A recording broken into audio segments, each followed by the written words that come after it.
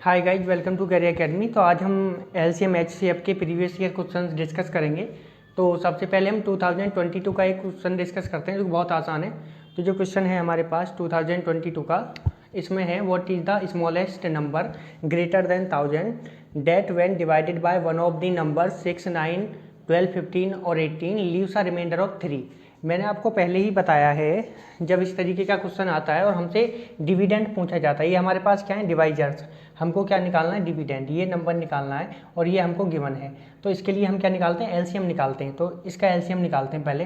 जब एलसीएम निकालेंगे हम इसका 6, 9, 12, 15 और 18 का, तो जब आप एलसीएम कैसे निकालोगे, 6 को हम क्या लिख सकते हैं, 2 इंटू 3, 9 को 3 इंटू 3, 3 ऑलरेडी हमारे पास है, एक 3 और लिख दो। 12 को 6 2 जा 12 हो जाएगा, 2 इंटू 3 6 इंटू 2 कितना हो गया 12। 15 को 3 इंटू 5, 3 ऑलरेडी है, 5 लिख दो। 18 को 3 3 जा 9 2 जा 18, ऑलरेडी हमारे पास 18 हो चुका है। तो हमको क्या कर, ये मेथड नंबर 3 है। अगर किसी को ये चीज़ समझ नहीं आती है तो वो क्या कर सकता है, प्रीवियस वीडियोज़ को फॉलो कर सकता है। मैंने वहाँ पे डिटेल में समझाया है कि हम एलसीएम कैसे निकाल सकते हैं आसानी से, ठीक है। और उसकी जो लिंक है वो आपको डिस्क्रिप्शन में मिल जाएगा, प्लेलिस्ट का। मैंने ये सारी चीज़ें एक्सप्लेन की हैं, 2-3 तरीके से एलसीएम निकालना सिखाया है। तो जब इसका एलसीएम निकालेंगे तो ये हो जाएगा आपका 180, ठीक है। अब 180 एक ऐसा नंबर है जो डिविजिबल है किसके, 6, 9, 12, 15 और 18 का, ठीक है। अब उन्होंने पूछा है कि हमारे पास रिमाइंडर क्या आना चाहिए, 3 आना चाहिए। तो अगर वो इसी क्वेश्चन को पूछते तो हम अगर इसमें क्या कर देते, +3 कर देते तो आंसर हो जाता 183, ठीक है।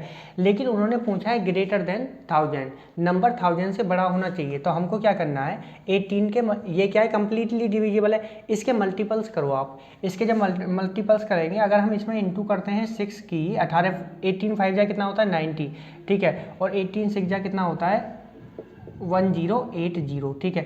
तो 1080 एक ऐसा नंबर है हमारे पास जो कम्प्लीटली डिविजिबल है। अगर 180 की कम्प्लीटली डिविजिबल है तो उसके जितने भी मल्टीपल्स आएंगे वो भी कम्प्लीटली डिविजिबल होंगे, ठीक है। अब हमें पता लग गया कि 1080 जो है वो कम्प्लीटली डिविजिबल है। अब हमको कैसा नंबर चाहिए, जो रिमाइंडर 3 है। हमको पता है कि अगर डिविजिबल नंबर को नॉन डिविजिबल बनाना है तो उसमें आप क्या करोगे, प्लस कर दोगे रिमाइंडर को। इसमें अगर हम प्लस कर दें रिमाइंडर 3 को तो क्या हो जाएगा 1083। तो हमें पता लग गया कि 1083 एक ऐसा नंबर है जो कि 1000 से बड़ा है। और अगर हम उस 1083 को इनमें से किसी भी नंबर से डिवाइड करेंगे तो वो रिमाइंडर क्या देगा, 3 देगा। तो ऑप्शन क्या हो जाएगा, ए 1083, ठीक है। ये क्वेश्चन मैंने पहले भी करा चुका हूँ मैं आपको प्रैक्टिस क्वेश्चन में। तो इतना टफ क्वेश्चन नहीं है, काफ़ी आसान क्वेश्चन है। अगर आप चाहोगे तो 30 से 40 सेकंड में आप इसको सॉल्व कर सकते हो। सिर्फ कैलकुलेशन में टाइम लगेगा, बाकी सॉल्व करने में टाइम नहीं लगेगा। अब एक और क्वेश्चन डिस्कस करते हैं।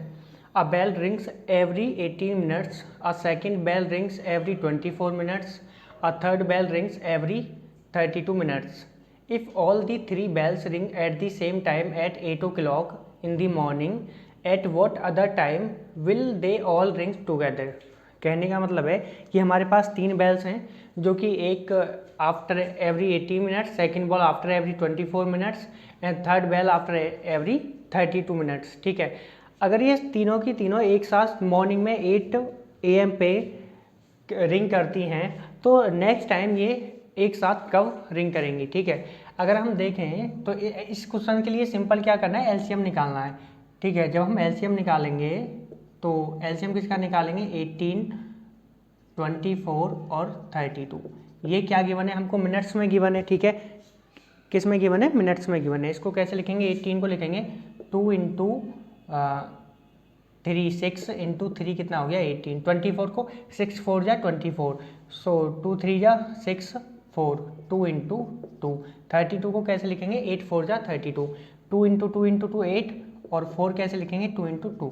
ये एलसीएम निकालने का मेथड नंबर 3 है जो कि मैंने पहली या दूसरी वीडियो में बताया है इस प्ले लिस्ट की। तो आप प्ले लिस्ट को चेक करके देख सकते हो कि एलसीएम कैसे निकालते हैं। तो ये हो जाएगा 1 2 3 4 5, 2⁵5 इंटू 9, ठीक है। अब 2⁵5 इंटू 9 हो गया, ठीक है। जब हम इसको सॉल्व करेंगे तो ये आ जाएगा 288, दिस इज नथिंग बट 288। कैसे आ जाएगा, जब आप इसके, क्योंकि 2⁵ कितना होता है 32 इंटू 9, सो 9 2 जा 18 और 1 कैरी और 9 3 जा 27 और 1 28, ठीक है। तो ये क्या है, मिनट्स, ठीक है, ये क्या है हमारे पास, मिनट्स, ठीक है। अब हमें पता लगा कि आफ्टर 288 मिनट्स ये तीनों जो बेल हैं वो एक साथ रिंग करेंगी। अब 288 मिनट्स, लेकिन हमको टाइम किस में निकालना है, आवर्स में। तो इसको आवर्स में जब मैं चेंज करूँगा तो 288 को जब मैं डिवाइड करूँगा 60 से, तो क्या हो जाएगा, अगर हमको मिनट से, अब मिनट को कन्वर्ट करना होता है आवर्स में, तो हम क्या करते हैं, 60 से डिवाइड करते हैं। तो ये हो जाएगा 4.48। क्यों, क्योंकि अगर हम 4 आवर्स की बात करें तो 6 4 जा 240, तो अगर हमारे पास 4 घंटे में कितना टाइम हो जाएगा, 240 मिनट्स। अब कितने मिनट्स बचेंगे, 48 और मिनट बचेंगे। तो 4 आवर 48 मिनट के बाद ये तीनों बेल एक साथ रिंग करेंगी।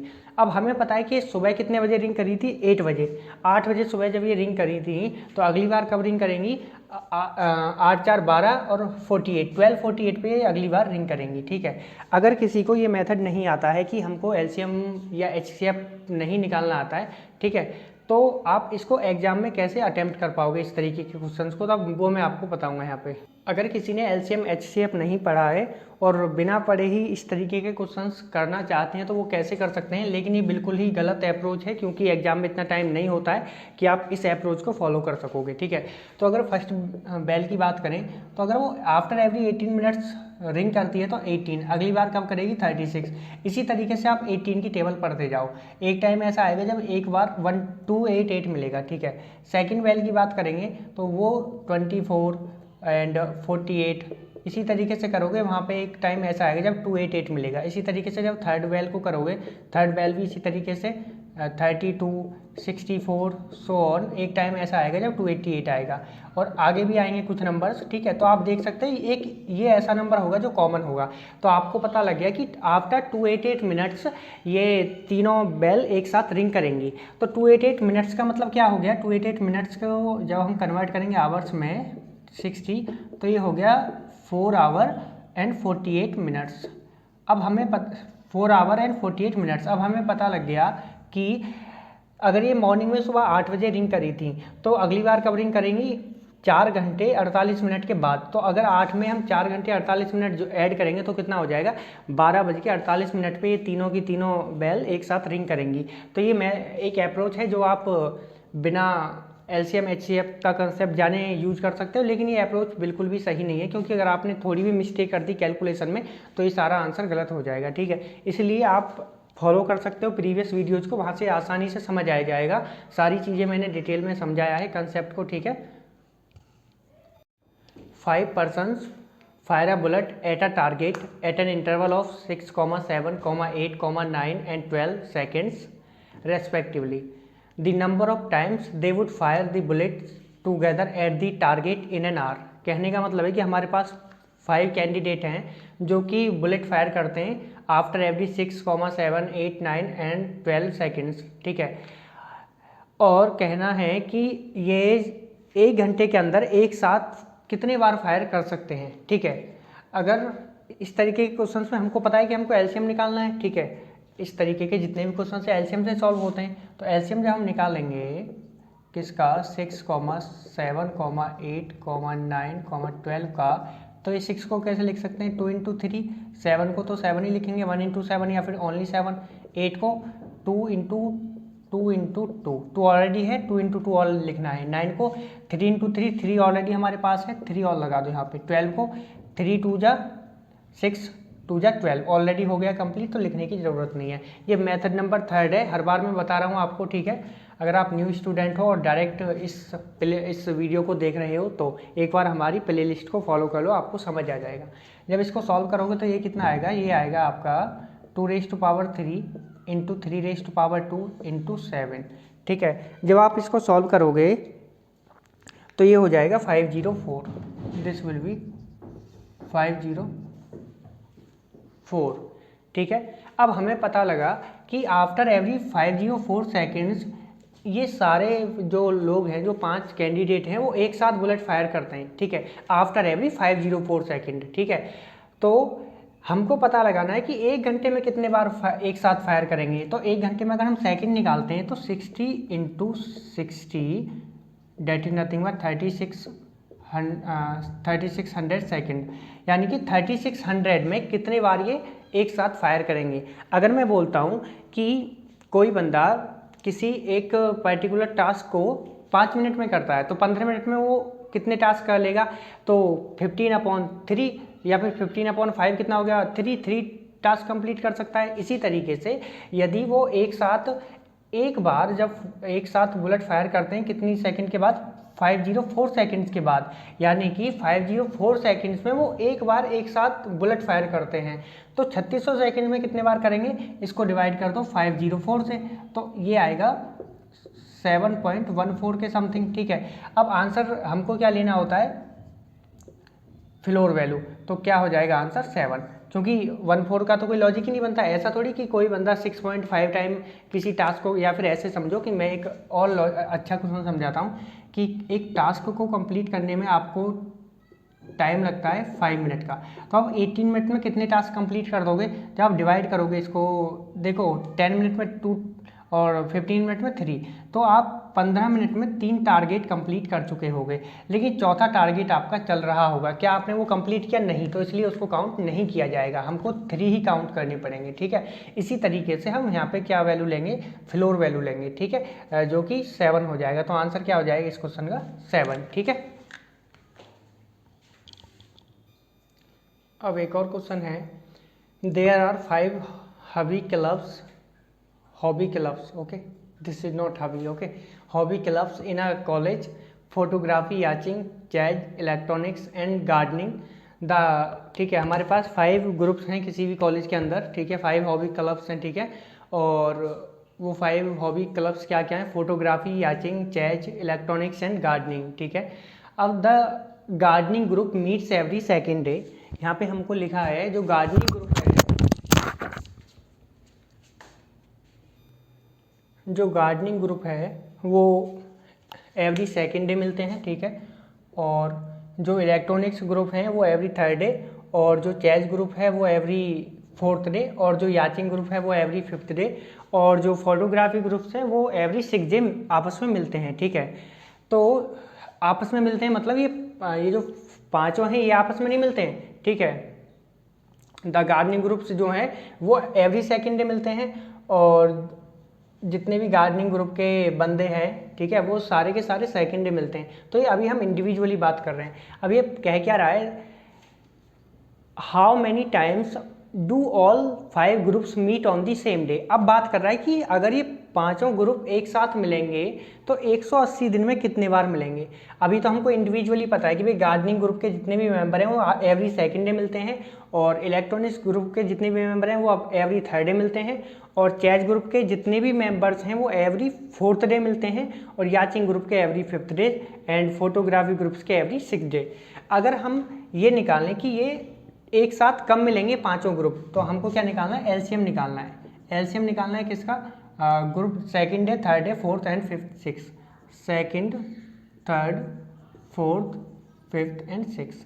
कितना आसान है। ठीक है, अगर आप इसका एलसीएम निकालोगे तो ये एलसीएम कुछ आएगा आपका, कितना हो जाएगा, 2 को 2 ही लिखेंगे, 3 को हम क्या लिखेंगे, 3 को 3 ही लिखेंगे। ठीक है, और 4 को लिखेंगे, 2 है ऑलरेडी हमारे पास, एक 2 और लगा देंगे 2, 5 को 5 लिखेंगे, 6 ऑलरेडी हो गया, 3 × 2 इसको लिखने की ज़रूरत नहीं है। ठीक है, सो 2 2 जा 4, 3 जा कितना हो गया 12, 12 5 जा कितना हो गया 60। ठीक है, हमको पता लग गया कि after every 60 days all the groups will meet together. ठीक है, यानी कि हर एक 60 दिन के बाद ये सारे ग्रुप आपस में मिलेंगे। ठीक है, अब 180 दिन में ये कितने बार मिलेंगे। ठीक है, हमको पता लगा कि 60 दिन में कितने बार मिलते हैं, एक बार। ठीक है, तो 180 दिन में कितने बार मिलेंगे। ठीक है, 180 डिवाइड बाय 60, तो क्या आ जाएगा आंसर 3 टाइम्स ये आपस में मिलेंगे 180 दिन के अंदर। ठीक है, तो आंसर क्या हो जाएगा 3।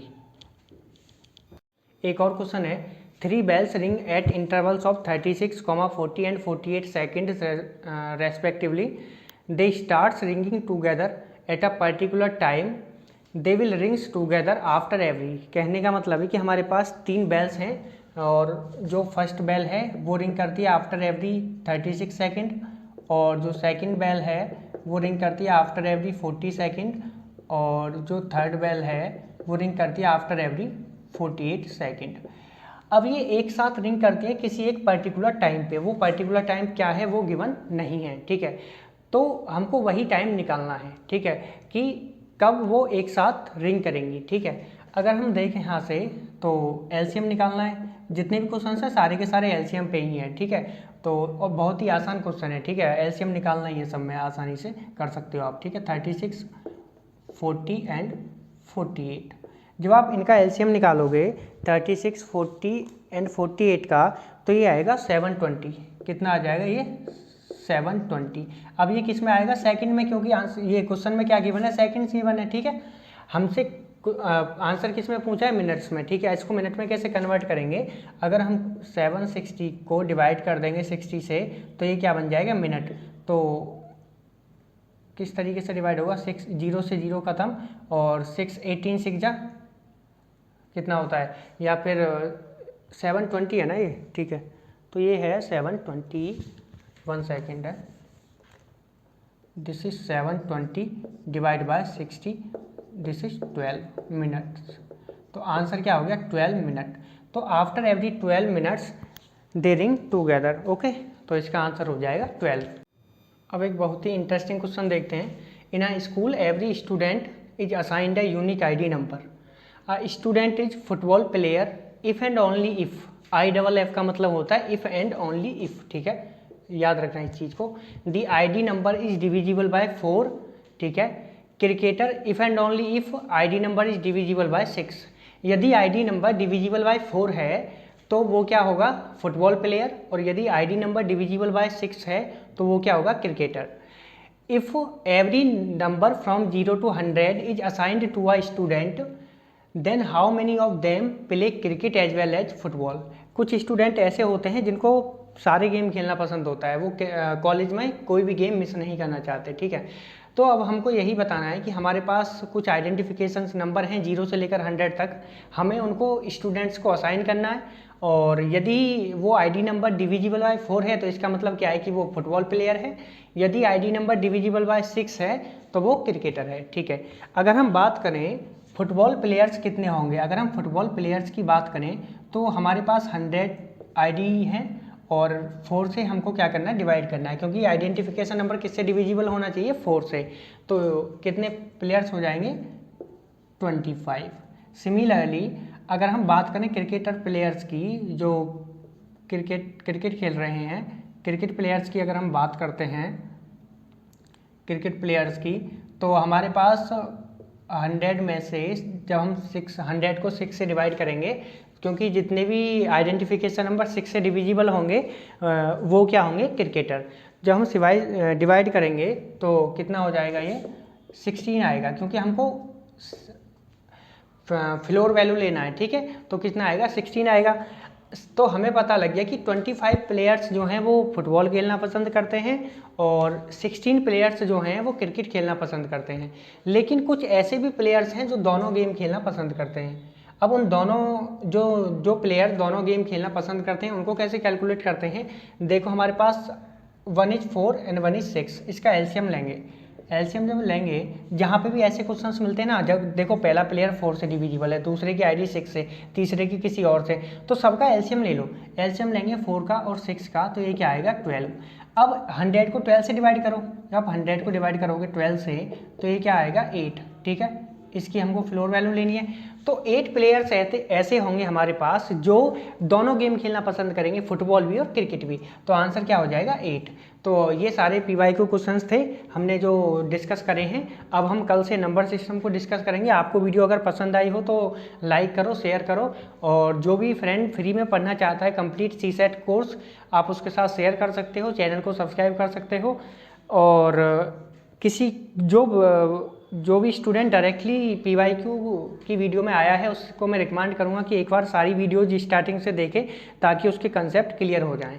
Thank you guys.